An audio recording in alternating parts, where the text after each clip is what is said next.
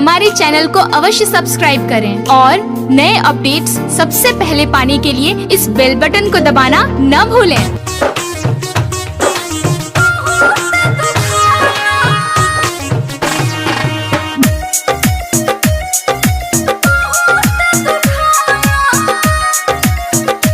सिंगिम भाई Rahul Mahato, Bhawaniganj Mahatauri Nepal. Mobile number 9703363334।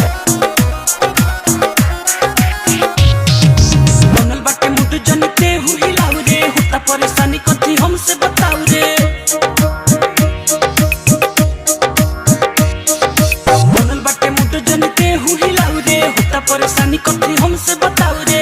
धरी जब पहुंचा तो कोहरेली सहाला,